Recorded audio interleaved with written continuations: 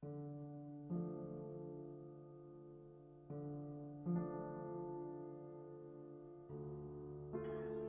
1633, the Roman Catholic Church condemned Galileo for teaching that the earth goes around the sun. Let's take a closer look at this famous controversy. In the preface to his book comparing the two hypotheses, an earth-centered and a sun-centered universe, Galileo had written these words: "The celestial phenomena will be examined, strengthening the Copernican hypothesis until it might seem that this must triumph absolutely." And later in the book he confessed, "Nor can I ever sufficiently admire Copernicus and his followers.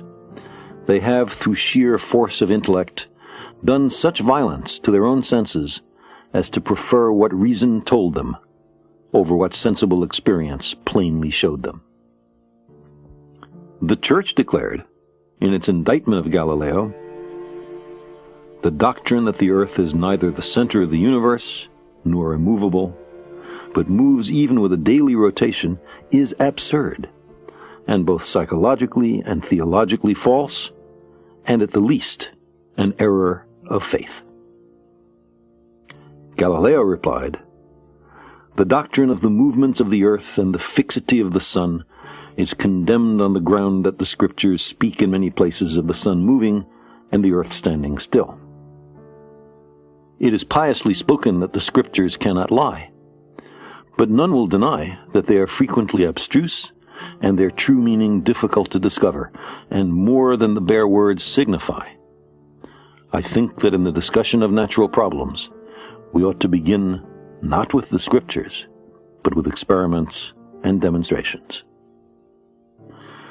But in his recantation, on June 22, 1633, Galileo was made to say these words: "Having been admonished by the Holy Office entirely to abandon the false opinion that the sun was the center of the universe and immovable, and that the earth was not the center of the same, and that it moved, I have been suspected of heresy, that is, of having held and believed that the sun is the center of the universe and immovable, and that the earth is not the center of the same, and that it does move. I abjure with a sincere heart and unfeigned faith, I curse and detest the same errors and heresies, and generally all and every error and sect contrary to the Holy Catholic Church." It took the Church until 1832 to remove Galileo's work from its list of books which Catholics were forbidden to read at the risk of dire punishment of their immortal souls.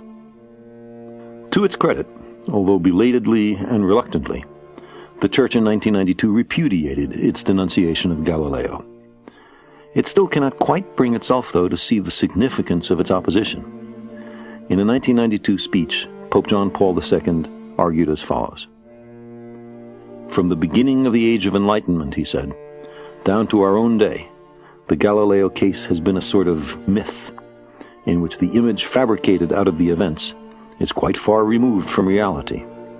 In this perspective, the Galileo case was a symbol of the Catholic Church's supposed rejection of scientific progress, or of dogmatic obscurantism opposed to the free search for truth."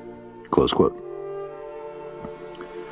But surely the Holy Inquisition, ushering the elderly and infirm Galileo in to inspect the instruments of torture in the dungeons of the Church, not only admits, but requires just such an interpretation.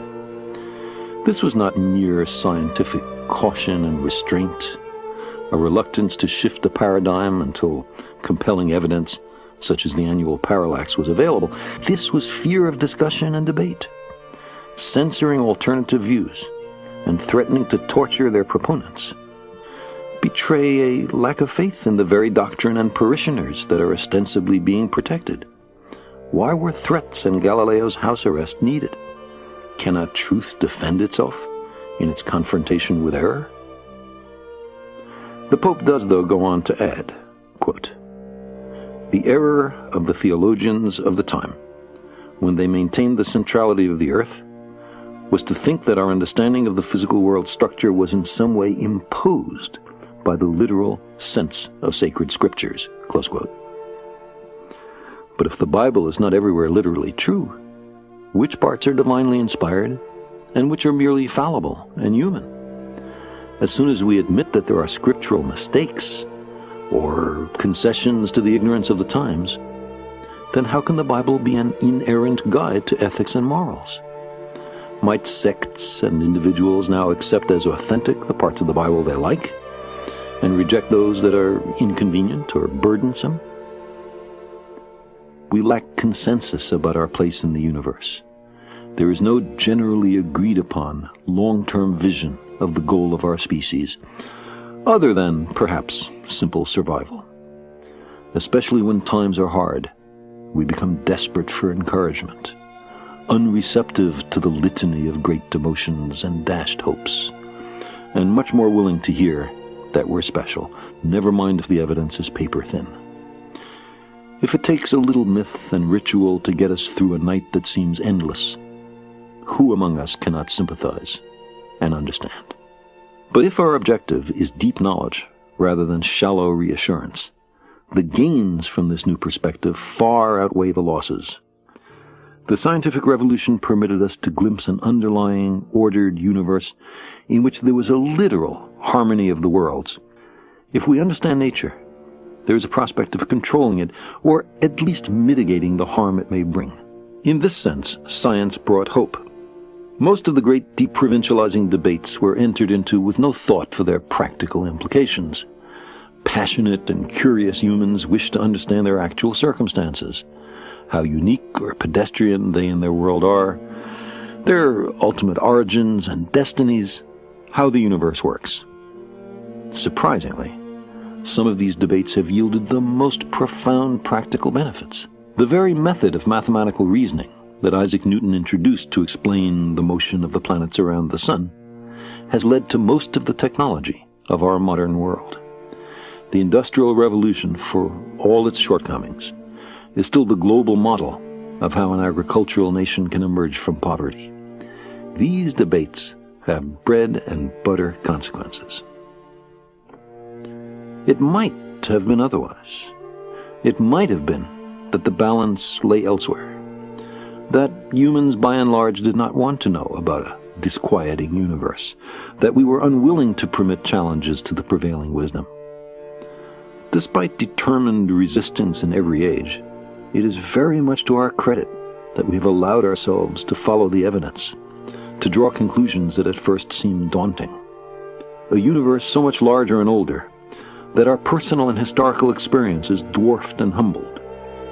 A universe in which every day suns are born and worlds obliterated. A universe in which humanity, newly arrived, clings to an obscure clod of matter. In everyday life, we often sense, in the bedrooms of teenagers or in national politics, that chaos is natural and order imposed from above.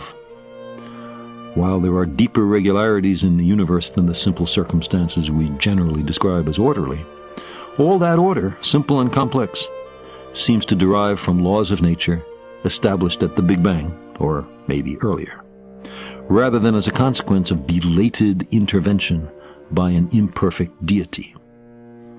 God is to be found in the details, is the famous dictum of the German scholar Aby Warburg. But amid much elegance and precision, the details of life in the universe also exhibit haphazard, jury-rigged arrangements and much poor planning. What shall we make of this? An edifice abandoned early in construction by the architect? The evidence so far at least, and laws of nature aside, does not require a designer. Maybe there's one hiding, maddeningly unwilling to be revealed.